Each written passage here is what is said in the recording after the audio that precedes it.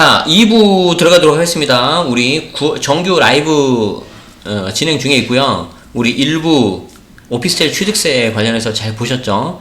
자, 2부는 중앙일보에서 나온 2020년 9월 8일자 기사인데, 아마 여러분들도 마찬가지시겠지만 제가 이 기사의 제목을 보고 정말 클릭을 안 할 수가 없었다. 자, 제목 한번 볼까요? 자, 같이 사는 동생 집 있으면 1주택인 나도 중과세. 이거 아셨나요? 요거. 야, 이걸 보고 어떻게 클릭을 안 할 수가 있습니까? 그죠? 그래서 같이 사는 동생 집이 있으면 1주택인 나도 중과세. 어떤 내용인지 한번 보도록 하겠고요. 제가 이제 몇 번 한번 소개한 적이 있는 걸로 기억하는데, 중앙일보에 보면은 여기 이제 안장원의 부동산 노트라는 코너가 있어요. 여기 이제 따로 이메일로 이렇게 받으실 수가 있는데, 만약에 부동산 선임 기자면 이제 뭔가 일단 선임이니까 뭔가 좀 높으신 분 아니겠습니까? 그래서 이제 혹시 이제 요거를 내가 뉴스레터로 이렇게 좀 받으실 분은 요거 이메일로 받으셔서 보면 돼요. 그래서 저는 이제 회사 다닐 때 회사 업무용 메일에 요거를 받아놨어요. 이제 가끔 가다가 일만 할 수는 없잖아 우리가. 그렇게 했고, 갑자기 적어보니까 드는 생각이 드는데, 혹시 홈페이지 제작을 하거나 뭐 그러신 분 있으면 뭐 나중에라도 댓글 하나 남겨주세요. 제가 제 홈페이지 하나 만들려고 하고 있거든요. 근데 제가 하려고 하는 것 중에 하나가 이제 제가 뉴스레터를 보내려고 하고 싶어요. 그래서 갑자기 좀 사심 조금 담아봤습니다. 자, 이제 다시 기사로 들어갈게요. 자, 미리 말씀드리는데 양이 굉장히 많고 좀 헷갈릴 수 있어요. 그렇지만 이제 정리가 너무 잘 되어 있어서 제가 텔레그램 제 채널에다도 이거는 꼭 보셔야 된다라고 제가 강조를 했었죠. 우리 텔레그램 채널은 다 들어와 계시죠? 자, 봅시다. 안장원의 부동산 노트. 자, 주택수 따라 세금 12배까지 차이가 난다. 주민등록 달라도 같이 살면 한 세대. 분양권 오피스텔도 주택으로 간주. 이거 우리 좀 전에 봤잖아요. 일부에서. 그죠? 그래서 역시 한번 배워두면은 써먹을 때가 두고두고 많다. 아시겠죠? 자, 세대와 주택수는 세율을 결정하는 변수다. 세금 부과 대상 금액인 과표가 같아도 세율에 따라 실제 세금이 천양지차다. 천양지차는 참고로 하늘과 땅만큼의 차이가 난다는 한자성어죠. 어렸을 때 이런 거 많이 썼었는데 저 한자 되게 잘 써요. 증빙을 못하겠네. 넘어갑시다. 자, 취득세의 경우 같은 과표라 해도 1주택에는 1%인 세율이 3주택 이상이면 12%로 뛴다. 자, 우리 요 정도 내용은 알고 계셨죠? 우리 절친분들은 알고 계셨을 거예요. 자, 특히 현 정부는 주택 매수, 보유, 매도 모든 과정에서 다주택자에 대한 중과를 강화했는데, 따라서 한 세대의 보유주택 수가 둘 이상인 다주택자는 세율이 대폭 올라가는데, 여기서 중요한 게 뭐냐면 한 세대. 그래서 나 개인이 아니에요. 나 개인이 아니고 세대입니다. 세대. 자, 다주택자 중과는 2017년 8일 대책에서 매도 단계의 양도세에 처음으로 도입이 됐다. 2018년 9.13 대책의 종부세와 올해 7.10 대책에서 매수에 따른 취득세가 뒤따랐다. 자, 문제는 시장 상황에 따라서 임기응변식으로 다주택자 중과가 추가되면서 세대와 주택수 기준이 세금에 따라 너무 달라졌다는 거예요. 자, 여기에서 중요한 상황이 나옵니다. 자, 김종필 신방수 세무사님의 도움을 받아 정리했다. 요즘 이런 기사 귀합니다.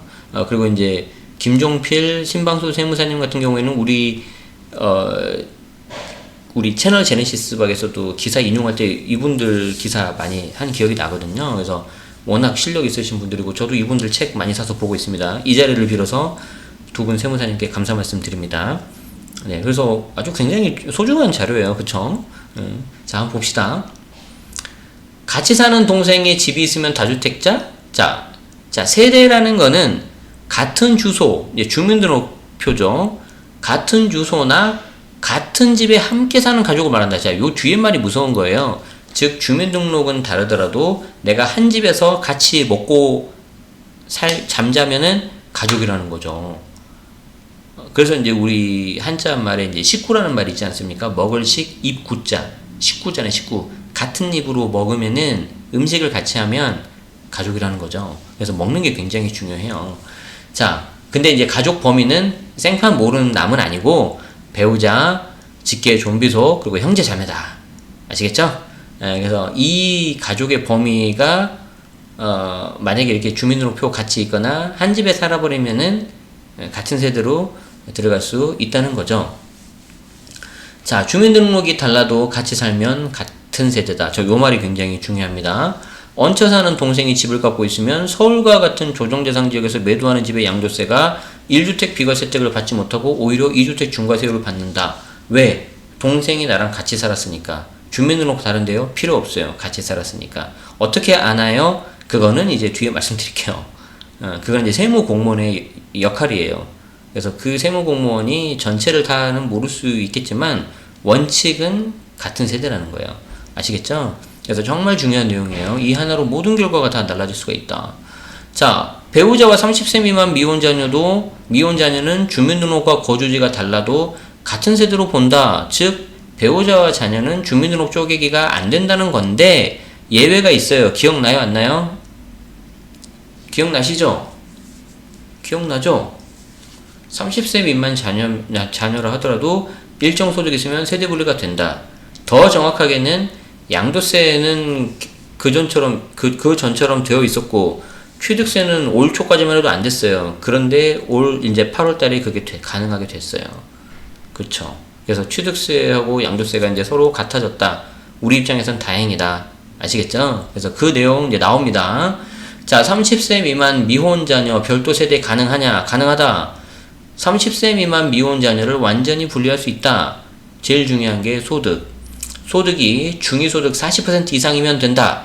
올해 1인 가구 중위소득이 월 175만원이기 때문에 40%면은 70만원. 30세 미만 미혼 자녀의 별도 세대 판단에서 소득을 따지는 이유는 스스로 생계를 유지할 수 있는지를 보기 위해서다. 따로 살더라도 소득이 없으면 부모에게 생계를 의지할 수밖에 없고 이는 같은 세대다. 자, 정리되십니까? 자, 엄마, 아빠 이렇게 있는 자녀가 있는데 그 자녀가 30세 미만 미혼 자녀였는데 소득이 없었어요. 그럼 세대 분리가 안 되잖아요. 생계를 유지할 수가 없어요. 그런데 그 엄마 아빠가 세법을 제대로 모르고 어설프게 알아가지고 본인들이 갖고 있던 두 채 중에서 하나를 자녀한테 주고 세대 분리만 주민등록상에 해가지고 됐다 하면은 된다 안 된다? 안 된다. 그렇게 돼서 2주택이기 때문에 비과세 못 받고 경우에 따라서는 중과도 받을 수 있는 그렇게 된다는 거죠. 아시겠죠? 자, 그래서 올 초만 하더라도 취득세는 분리가 안 됐어요. 그런데 지금은 취득세, 양도세 동일하게 모두 분리가 돼서 잘 됐다. 계속 봅시다. 네. 함께 사는 부모가 당연히 같은 세대지만 다른 세대로 볼 때가 있다. 이것도 잘 보세요. 부모 봉양에 해당하는 경우다. 이것도 이제 취득세, 종부세 기준이 다르는데 취득세의 경우에는 집을 가진 65세 이상 부모와 함께 살면 별도 세대로 간주해서 주택수에서 빠진다. 이때 취득세 분리를 하려면은 65세. 자, 부모가 집을 한 채 갖고 있더라도 부주택자가 집을 사면 2주택자가 아닌 1주택 세율이 된다는 거죠. 자, 그런데 종부세에서는 집이 있는 60세 이상 부모하고 합가를 해야지 10년간 세금 계산해서 주택수 합치지 않는다. 취득세는 65세, 종부세는 60세. 아, 헷갈려. 이거 좀 맞춰주지. 근데 이건 왜 그러냐면은 종부세 과세 방법을 개인별 합산해서 2006년에 세대별 합산으로 했어요. 그래서 이제 직계존속 동고봉양 합가의 그 세부담 증가를 완화하기 위해서 이렇게 생긴 건데 아주 이거 되게 지역적인 거예요. 그러다가 2006년 이렇게 했다가 2008년에 위헌 결정이 난 거죠. 왜 재산은 개인 명의별로 해야지 왜 세대 합가를 하냐. 그래서 다시 개인별 합산으로 돌아왔지만 이 혜택이 그냥 유지되고 있는 거예요. 이해되시죠? 그래서 합산 배제 기간이 당초 2년이었다가 2009년 5년 늘었고 2018년 10년으로 확대가 됐어요.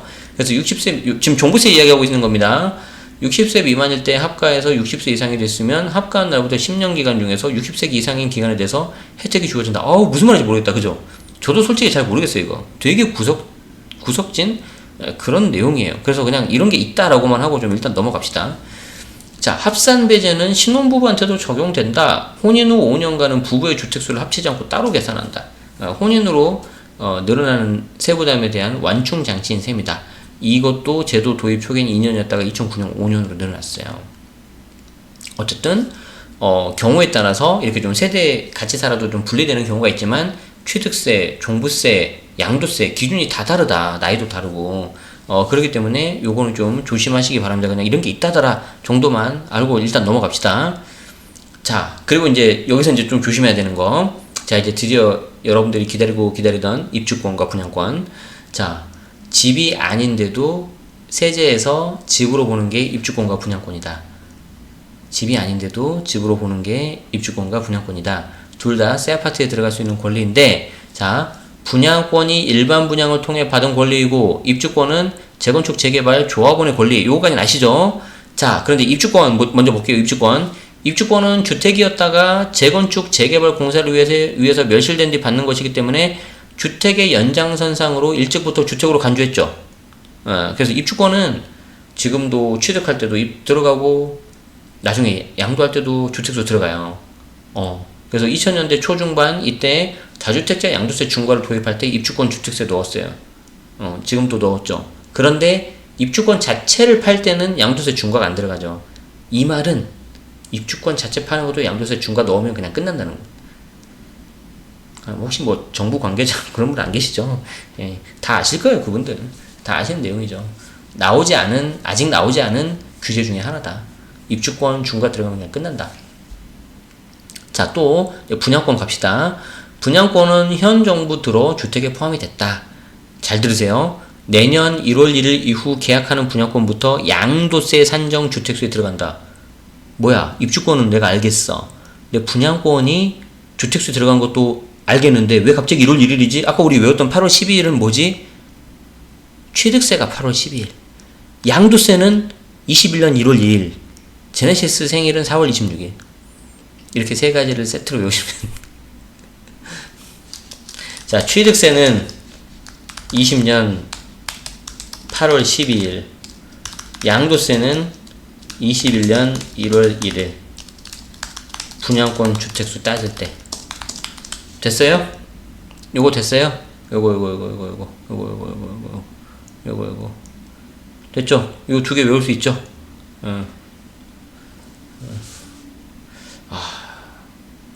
어떻게 이렇게 어렵게 해놨지? 가끔 제가 막 설명할 때 제가 헷갈려 막 가끔. 어제 신사임당님 채널을 막 설명할 때 그랬어. 아유, 고마워요. 이소영님. 4월 26일은 제 생일. 고맙습니다. 4 더하기 2는 6으로 외우시면 됩니다. 4월 26일만 기억나요. 제가 오늘 왜 이러냐면, 밥을 안 먹어서 그런 게 아니고요. 밥 잘 먹었어요. 바나나까지, 후식까지 잘 먹었고요. 평소에 라이브를 하면, 한 몇 주 전만 하더라도 막 1000명 넘었거든요. 근데 또 갑자기 600명이 됐네? 아까 한 400~500명이었는데. 너무 많은 게 부담됐나봐요. 이 정도 딱 좋은 것 같아요. 구독자만 늘고 라이브는 이 정도면 계속되면 좋겠어. 좋아요. 자, 어쨌든 방금 되게 중요한 거 있어요. 자, 입주권하고 분양권이 있는데, 입주권은 그냥 다 주택 들어가는 거예요. 그런데 입주권 자체는 취득세 중과가, 양도세 중과가 안 들어가요. 그래서 제가 예상하기로는 향후에 나올 수 있는 규제 중에 하나가 입주권 중과예요. 입주권 자체도 그냥 중과 들어가요. 그냥 끝나요, 그러면. 근데 이미 지금 재건축 그쪽이 뭐 좋지 않기 때문에. 자, 그렇고 분양권 같은 경우에는 이제 거의 완벽하게 주택수에 그냥 포함이 돼버렸는데, 아주 예외 빼놓고는 주택수에 포함되는데, 취득세는 20년 8월 12일부터 취득하는 게 취득세 중과할 때 분양권이 들어간 거고요. 나중에 양도할 때 비과세 판단하고 그때 주택수에 들어가는 거는 21년 1월 1일이에요. 원래 얘도 기존에 있던 분양권 다 넣으려고 그랬어요. 근데 이제 너무 부담되는지 요런 의식해서인지 기재부에서 내년 1월 1일 이후에 취득하는 분양권부터 양도세 산정 주택수에 넣을게 이렇게 한 거예요. 이해됐죠? 오케이. 자, 취득세의 경우 중과주택수 계산에 지난달 10일 이후 계약한 입주권이나 분양권 모두 포함된다. 여기 나오잖아요. 이게 일부에서 한 거잖아요. 그래서 우리 일부 내용 잘 들으신 분들은 요거 딱 보면은 기사가 그냥 술술 읽힐 거예요. 술술. 그래서 제가 기사 배치도 1부, 2부 그걸 나눠서 한 이유가 있어요. 자, 입주권과 분양권 자체는 종부세와 상관이 없죠. 왜냐면 아직 집이 안 됐으니까. 그래서 취득세는 8월 12일 기억하시고, 이때부터 취득하는 분양권, 입주권, 주거용 오피스텔은 취득세 중과 판단시 주택수 포함됩니다. 그래서 여러분들이 좀 더 어려워지신 거죠. 양도세 하나 알기도 굉장히 어려운데 취득세는 굉장히 이렇게 혹이 헷갈려 버린다는 거죠. 그래도 어떻게 해요? 잘못하면 거액의 세금을 내야 되기 때문에 우리가 잘 알아야 되는 거죠. 자, 입주권, 분양권은 다른 주택을 취득하거나 양도할 때 주택수로 계산되지만 입주권, 분양권 매매에선 세금이 중과되지 않는다. 자, 요 문장은 밑에 제가 좀 썼지만 분양권은 조심하셔야 됩니다. 엄밀히 말하면 지금 입주권, 분양권은 세금 중과 안 된다고 했는데 분양권은 중과되죠. 입주권 자체는 아까 중과 안 된다고 했죠. 그래서 남아있는 규제 중에 하나가 입주권 중과 된다고 했잖아요. 근데 분양권은 지금 실제 중과되고 있어요. 자, 그래서 자 일단 예를 들어 뒤에 봅시다. 예를 들어 주택과 입주권, 분양권 하나씩 갖고 있을 때, 그러니까 주택 하나, 입주권 하나, 분양권 이렇게 하나씩 갖고 있어요. 욕심쟁이 아니야? 자, 그랬을 때 주택을 팔면 3주택자의 세율을 적용받는데 이것도 엄밀히 말해서 틀렸죠. 왜냐하면 입주권은 지금 주택수 들어가지만 양도세 할 때 분양권 주택수 들어가는 건 내년 1월 1일 이후에 취득해야 되잖아요. 근데 아직 우리 2020년 9월 달이잖아요. 그거 너무 똑똑한가 이거? 자, 어쨌든 이해합시다. 그래서 3주택자의 세율을 적용받는다고 가정하시고, 반면 입주권이나 분양권 팔 때는 중과되지 않고 주택과 다른 별도의 입주권 분양권 세율을 따르는데 이 분양권 세율이 엄청 높아요. 그래서 제가 또 보너스 자료를 가져왔죠. 잘했죠. 자, 소득세법 104조에 나와 있는 그 세율에 대한 건데, 여기 보시면은 지금은 조정대상 지역 분양권에 대해서 양도세 중과, 보유기간 불문하고 50%인데 이게 중과대상 분양권을 확대해가지고 지역 불문합니다. 그래서 양도세 중과세가 어떻게 되냐면은 1년 미만이면 70%, 1년 넘어도 60%, 2년 넘어도 60%, 3년 돼도 60%.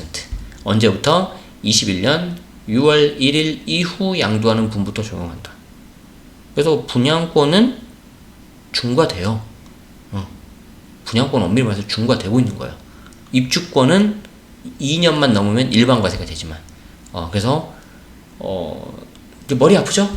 지금 이제 그 채팅창에 글이 안 올라오는 거 보니까 이제 막 지금 머리가 이제 막 어렵죠. 지금 굉장히 힘들죠. 저도 막 설명하는데도 막 내가 막 답답할 때가 있어요. 들으시는 분들은 얼마나 힘드시겠어요. 자, 그래서 굉장히 복잡하다. 그래서 결국에는 본인이 갖고 있는 그 케이스마다 다르기 때문에 그렇게 할 수밖에 없다. 하지만 계속 들으시면은 이해가 되는 신기한 방송입니다. 자, 입주권이나 분양권은 주택이 아니어서 취득세도 없다. 이거 일부에서 본 거 기억나죠? 다만 입주권, 분양권이 준공후 주택으로 바뀌면서 입주할 때는 취득세를 내야 되는데 이때 다른 주택을 갖고 있어서 중과 적용을 받는 것은 관련 대책 발표일이 지난 7월 10일 이후 계약한 분양권부터다. 이렇게 어려운 내용이 나오다니. 이렇게 어려운 내용이 나오다니. 그 이전 계약한 분양권은 입주 때 1주택 세율로 적용받는다. 이거 글만 보고 이해돼요? 글만 보고 이해돼요? 안 되죠. 제가 이따 설명드릴게요. 자, 분양권은 좀 이따 보기로 하고요. 입주권 준공은 입주권 얘는 신규 취득이 아니라 이미 과거에 재건축 재개발로 없어진 주택을 취득한 적이 있기 때문에 건물분만 별도의 취득세를 낸다. 다른 집이 있더라도 중과되지 않는다. 그래서 요거는 좀 일부에서 본 내용하고 좀 겹치는데, 자, 요 위에 있는 내용이 도저히 이해가 안 됐어요. 자, 내가 분양권을 주택으로 바뀌면서 입주할 때는 취득세를 내는 것까지는 알겠는데 이때 다른 주택을 갖고 있어서 중과 적용을 받을 수도 있는데 그거는 다 되는 게 아니라 7월 10일 이후에 계약한 분양권부터래. 이거 무슨 말이야 도대체?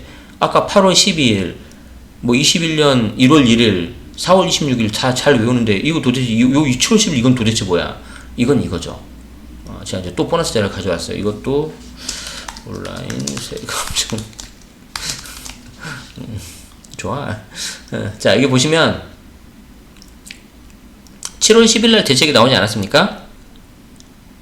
그리고 8월 11일 이게 시행이 되지 않았습니까? 8월 11일이 시행됐기 때문에 이제 8월 12일부터 취득한 게 이제 분양권, 입주권, 주거용 오피스텔이 이제 취득세 중과 때 취득세 들어가는 거였잖아요. 그죠? 자, 그리고 7월 10일 이때 대책이 나왔는데 원래 대책이 처음 나올 때는 시행일로부터 3개월 내에 잔금하면 종전취득세율 해줄게 라는 거였어요. 그런데 이게 날라가고 3개월 좀 너무 막 어떻게 하라는 거냐, 선의 피해자가 나오니까 여론이 안 좋으니까 그냥 7월 10일 기준으로 저 전에 계약한 사람들은 종전취득세율, 분양권도 3년 이런 거 기한 없이 종전취득세율 그냥 그대로 된 거예요. 그래서 요렇게 되면은 취득세 중과를 피하는 거죠. 요 말이죠. 지난 7월 10일 이후 계약한 분양권이 나중에 집으로 등기 칠 때 그때 분양권이 중과가 될 수 있다는 거지, 그 전에 계약한 분양권은 중과 안 들어간다. 그러면 요 사이에는 애매한 놈들 있죠? 7월 11일부터 요때 계약한 요 놈들. 얘는 나중에 분양권인데 나중에 집으로 등기 칠 때는 다른 집 있으면 중과 들어갈 수 있죠. 그리고 8월 12일에 만약에 취득한 분양권이라면은 얘가 이 분양권이 다른 주택 할 때 발목을 잡을 수 있고, 그리고 이게 만약에 21년 1월 1일 날에 취득을 한 분양권이라면은 그때는 양도세 할 때도 주택수 또 들어가고. 머리 아파. 머리 아파. 이해돼요, 이거? 이해되나요? 지금 다들 막 머리를 막 이러고 있는 것 같은데. 어떻게 한 번 더 말해드려요?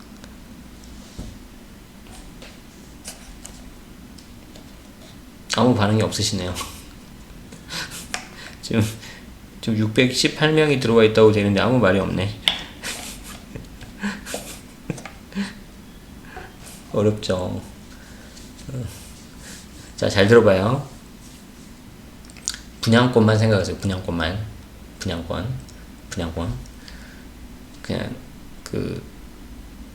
아파트 분양권 생각하세요. 오피스텔 분양권은 아니니까. 자, 아파트 분양권을 내가 가지고 있는데 내가 7월 10일 전에 내가 계약을 했어. 7월 10일 전에 계약을 했어요. 그럼 한 2, 3년 정도 있다 잔금 치르겠죠? 근데 얘는 원래는 3년 내에 잔금 치러야지 취득세 중과를 피할 수 있었는데 됐고, 그냥 7월 10일 전에만 계약한 분양권이라면은 얘는 취득세 중과 그냥 다 피해요. 다 피해. 일단 요거 됐죠? 자, 그리고 7월 10일이 넘어서 계약한 분양권 있죠. 뭐 7월 11일, 7월 12일 요때 계약한 분양권은 나중에 잔금 치를 때 다른 주택이 있어서 만약에 그 분양권이 잔금을 치러가지고 뭐 2주택, 3주택 되면 얘는 중과 들어간다, 안 들어간다? 들어갈 수도 있다. 중과 들어갈 수 있다는 거죠. 자, 그리고 내가 그 분양권을 8월 12일 날 만약에 샀다 그러면은 당연히 나중에 등기 칠 때 중과도 들어갈 수 있는 것이고, 그 분양권을 갖고 있기 때문에 다른 주택을 살 때 그 다른 주택이 취득세 중과 들어갈 수 있는 해주는 그 발목을 잡는 역할을 해버린다는 거예요. 8월 10일이 되면. 이해되죠? 아직 안 끝났어요. 하나 더 있어요. 2021년 1월 1일 이후에 만약에 샀다 그 분양권을, 그러면은 걔는 취득세 중과 당연히 들어가는 거고, 다른 놈 발목 잡을 수도 있고, 이제 그 놈이 취득세뿐만 아니라 나중에 양도할 때도 발목을 잡는 놈이 될 수 있다. 야, 이렇게 하면 딱 정리가 되는구나. 내가 다음 책에 쓸 땐 그렇게 깔끔하게 써야지. 이해됐습니까?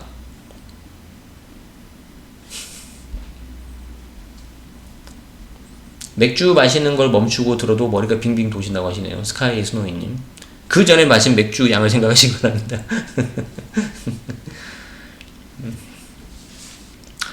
좋아요. 여러분들이 대견합니다. I'm proud of you. 여러분들이 대견스러워요. 하지만 이 방송이 끝나고 5분 지나면 다 까먹을 거예요. 그때 되면 다시 돌아와서 구간 반복해서 듣고 마음에 들면 좋아요 한 번씩 누르면 돼요. 좋아요. 힘들었어. 자, 다시 갑시다. 진도 나갑시다. 자, 법적으로 업무용 시설인 오피스텔의 세금이 복잡하다. 이거 우리 1부에서 했잖아요. 요 한 줄에 대한 걸 우리 1부에서 한 15분 정도 하지 않았습니까?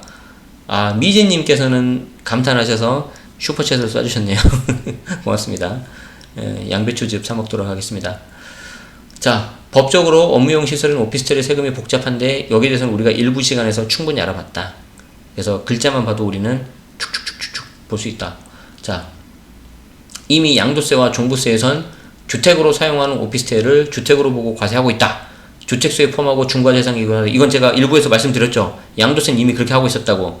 그런데 그래서 주택과 주거용 오피스텔을 각각 하나씩 갖고 있으면 주거용 오피스텔을 팔 때 당연히 주택으로 들어가니까 양도세 할 때는 2주택이고 만약에 그게 조정대상 지역이면 2주택 중과를 받아버린다는 거죠. 그쵸? 오케이.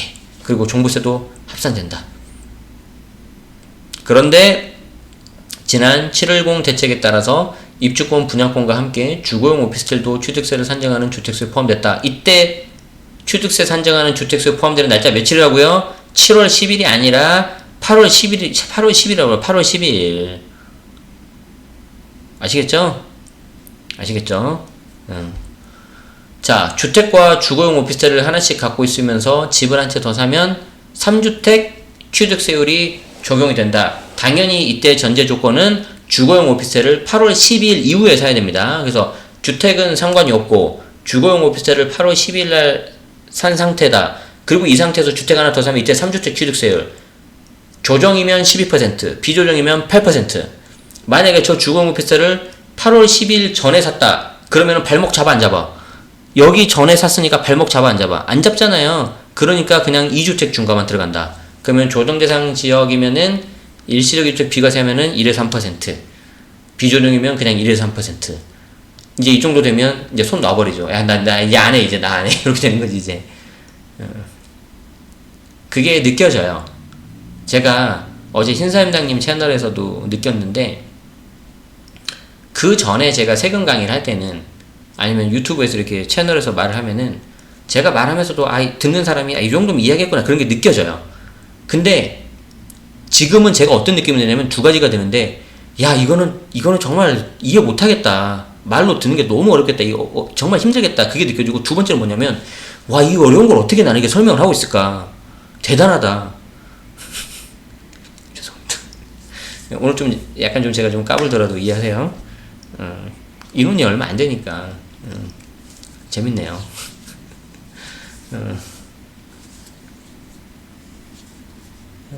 아무튼 그래요. 그래서 오늘 영상은 좀 약간 돌려보기 자주 하셔야 될 것 같아요. 아직 안 끝났습니다. 이 기사가. 그래서 제가 이 기사가 되게 좋다고 한 거예요. 진짜 보면서 와, 나올 수 있는 웬만한 이슈 다 해놨구나. 정말 김종필 세무사님, 신방수 세무사님 대단하다. 안장원 기자님도 그랬어요. 자, 주택수에 들어가는 오피스텔이 주거용으로 국한되기 때문에 실제로 주택으로 사용할 때부터 주택수에 들어가고 과세 대상에도 포함되는데 1주택자가 이미 주거용으로 쓰고 있는 오피스텔을 사면 취득세가 2주택 세율이다. 이해되시죠? 자, 그리고 무조건 그런 건 아니지만 당연히 주거용 오피스텔이 취득세 주택수 들어간 날짜는 무조건 되는 게 아니라 8월 10일이다. 그래서 마지막으로 합니다. 8월 10일. 이제 완벽히 머릿속에 넣으셔야 되는 거예요. 자, 좋아요. 이제 다 끝났어요. 자, 오피스텔 분양권은 아파트 분양권과 달리 주택수에서 빠진다. 왜냐하면 취득세 주택수 들어가는 게 주거용 오피스텔, 그리고 분양권, 그리고 입주권인데 이때 오피스텔 분양권은 들어가지는 않습니다. 자, 분양받아서 입주한 오피스텔도 마찬가지다. 그러니까 나중에 등기실 때도 상관이 없다는 거죠. 오피스텔이 상업용인지 주거용인지 정해지지 않았기 때문이다. 그래서 오피스텔 그 자체 취득세는 그냥 일반 건축물 세율인 4%다. 이렇게 생각하시면 돼요.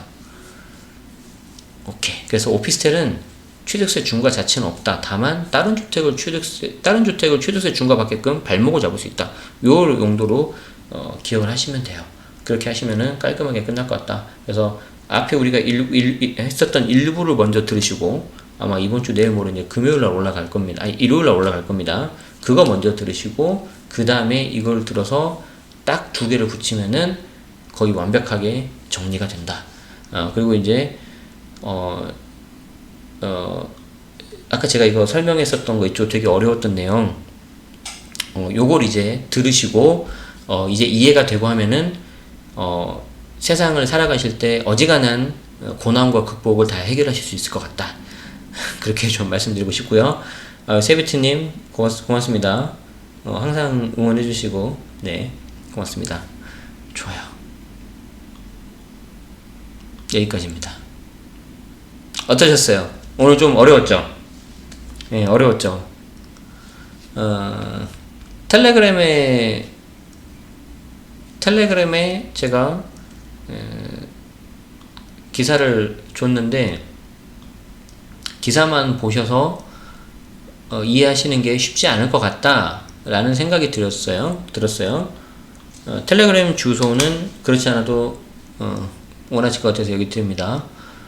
그래서 텔레그램 지금 한 4,100명 정도 계시는데 제가 이제 시간 날 때마다 기사 좀 분석을 해가지고 드려요. 그냥 단순히 기사 링크만 드리면 의미가 없잖아요. 그래서 그 중에서 좀 중요한 거 그리고 제가 생각하는 부분, 그래서 지금 부동산 경제 기사 위주로 하는데 앞으로는 제가 좀 경제 그리고 특히 사업 관련된 거 그런 내용도 좀 많이 드리려고 해요. 그래서 텔레그램이 약간 원웨이로 그냥 가기 때문에 좀 양방향 소통하는 건 없는데 그게 또 장점이 되기도 해요. 왜냐하면 이제 스피드하게 진행을 하니까. 그래서 그런 거 이제 좀 여러분들이 잘 활용하시면 좋을 것 같고, 오늘 이제 마무리 멘트로 제가 드리고 싶은 말씀은 아마 우리 이제 다른 분들도 많이 그렇게 하고 계실 텐데, 사실 제가 이제 금요일에 제가 이 채널을, 유튜브 채널을 운영한 지 이제 작년 5월 달에 개설을 하고 7월부터 좀 본격적으로 했었거든요. 그러니까 1년 지금 한 2개월 정도 지났는데, 작년 연말, 그러니까 올 초 돼서 딱 10,000명이었어요. 구독자분들이. 근데 지금 76,000명이면은 굉장히 많이 지금 여러분들이 가입을 하고 구독을 해주셨다는 건데, 굉장히 감사한 일이죠. 근데 그 당시에 제가 작년 7월달에 했을 때는 1일 1영상을 했어요. 굉장히 힘들었어요. 근데 지금은 일주일에 한 번 하는데, 솔직히 말하면 가끔 가다가 제가 힘들 때가 있어요. 가끔 가다 저도 힘들 때가 있다. 오늘이 약간 좀 그랬었어요. 그래서 그냥 어떻게 보면 제가 지금 멤버십을 하고 있는 것도 아니고, 그렇기 때문에 그냥 죄송합니다, 오늘 하루 쉴게요, 이렇게 해도 되는데, 일단 여러분들한테도 좀 죄송하기도 하고, 두 번째로는 약간 제 자신과의 어떤 약속이기 때문에 그걸 좀 깨기가 싫었어요. 왜냐하면 처음 한 번은 쉬워요. 처음 한 번은 딱 쉬워서 이게 딱 한 번 깨잖아요. 그럼 그 다음엔 두 번째, 세 번째 깨는 건 더 쉬워요. 그래서 그때 이제 어떤 분이 질문도 하셨는데, 계속해서 꾸준하게 이런 걸 할 수 있는 비결이 뭐냐, 이제 그런 거를 이제 질문하셨는데, 그거는 뭐라 해야 되지? 이게 목표가 명확하면 돼요. 목표가 명확하면. 무슨 말이냐면, 제가 지금 최근에 본 책이 하나 있는데, 내돈내산. 내돈내산. 요즘에 하도 문제가 많아가지고 요즘에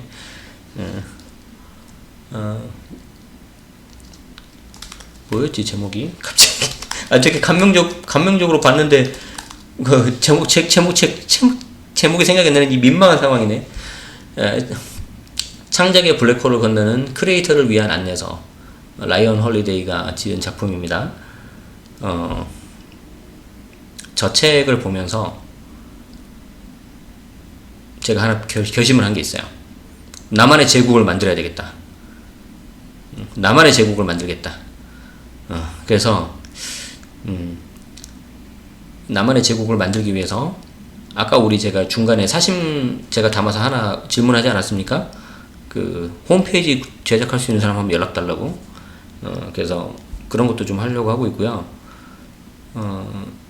좀 저만의 그걸 하나 좀 만들고 싶어요. 그래서 이제 그런 거에 있어서 좀 이게 필요하신 분들은 보시면 좋은데, 제가 블로그에 글을 하나 올리고 유튜브에 영상 하나 올리고, 이 하나하나 자체가 계속해서 제가 이제 뭔가 이렇게 좀 나아가는 그런 거거든요. 그렇기 때문에 내가 하기 싫으면 남들도 하기 싫어요. 그러면은 내가 남들하고 뭔가 차별화를 갖고 내가 남들하고 좀 더 내가 더 나아지려고 그러면은 남들이 하기 싫은 걸 내가 할 때도 있어야 돼요. 그 중에 하나가 꾸준하게 하는 거, 그리고 계속해서 알리는 거. 그래서 그런 것들을 해야 되기 때문에 오늘도 이렇게 하기로 했고, 그리고 이제 저는 미션이 있다 그랬잖아요. 제가 알고 있는 지식과 정보로 이렇게 여러분들을 좀 도와주는 게 제 미션이라 그랬잖아요. 그래서 특히 오피스텔 관련해가지고, 특히 취득세 관련해가지고 너무 이렇게 많이 어렵고 복잡하거든요. 그래서 거기에 대해서 좀 알려드려야 될 것 같다. 그 생각을 했어요. 물론 저도 사람이다 보니까 너무 힘들면은 쉬겠죠. 뭐 아니면 정말 급한 일이 있거나 갑자기 저녁에 뭐 뭘 해야 돼, 가족 모임이 있어, 아니면 그러면 안 되겠지만 뭐 애가 좀 어디 아파, 그러면 당연히 쉬어야죠.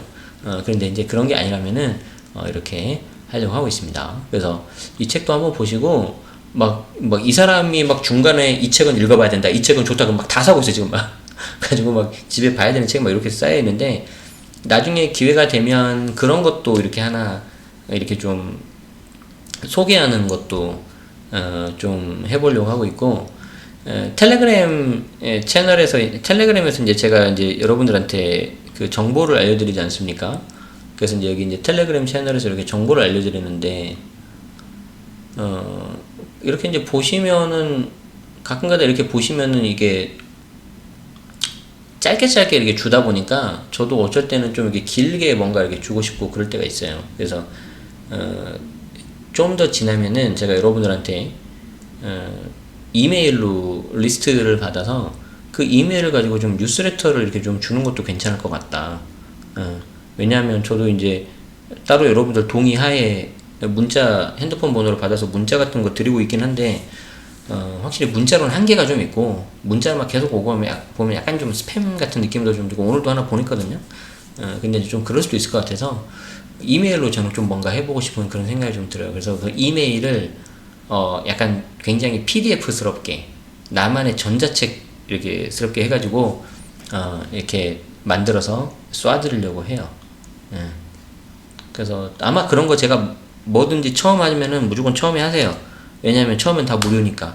그러다가 언제 좀 시간 지나면 아마 유료로 바뀔 수 있는데, 가급적이면 지금은 뭐 무료 그냥 다 그냥 무료로 그냥 하려고 하고 있어요.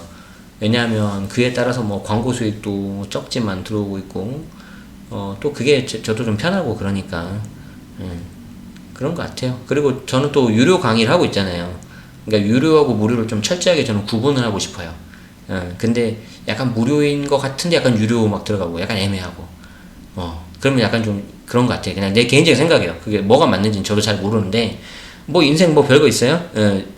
뭐 자기가 맞다고 생각하면 그렇게 하는 거죠. 그게 이제 불법적인 것만 아니면 되잖아요. 그죠? 불법적인 거 하면 안 되고, 남한테 피해 주는 거 하면 안 되고, 그거 아니면 그냥 나는 내가 하고 싶은 대로 하겠다. 그렇게 됩니다. 자, 그래서 요렇게 좀 말씀 드렸고, 책도 제가 다 읽어봤고 내 돈 내산이기 때문에 소개해 드릴 수 있는 거예요. 물론 당연히 제가 막 그렇게 독서를 많이 하거나 그런 사람이 아니기 때문에 약간 특정 분야에 좀 편향돼서 소개를 하고 그럴 수 있는데, 어쨌든 그렇게 해서 이 중에 한 분이라도 도움을 받으셔서 본인의 뭔가 수익도 바뀌고 좀 더 나아가서 어떤 커리어라든가 인생이 바뀌면 더할 나위 없이 좋죠. 오케이, 좋아요. 좋아요. 그래요. 자, 우리 요 정도 하고요. 오케이, 여러분들 좀 질문이 있으신 것 같은데 우리 끝나고 온라인 뒤풀이 잠깐 하고요. 제가 지난번에 온라인 뒤풀이 한다고 해놓고 방송 중단을 눌러버렸죠. 대형 사고가 났는데 오늘은 그러지 않고 이어서 나가도록 하겠습니다. 자, 이렇게 시청해주신 여러분들 굉장히 감사드리고요. 혹시 지금 나오는 온라인 뒤풀이에 나도 좀 참여하고 싶다 하시는 분들은 특별한 거 없고, 구독하고 알림 해놓으시면은 제가 매주 금요일 저녁에 라이브를 하니까 그 라이브에 오셔가지고 같이 이렇게 참여하시면 될 것 같습니다. 물론 뭐 이게 아주 뭐 거창한 거 하고 그런 건 아닌데, 저희끼리 좀 살짝 이야기하고 그런 것도 재밌을 것 같습니다. 자, 시청해주셔서 너무 감사하고요. 도움되셨다면은 좋아요, 구독도 한번 부탁드리겠습니다. 늘 긴 영상 시청해주셔서 감사합니다. 지금까지 똑똑해지는 방송 채널 제네시스 박이었습니다. 고맙습니다.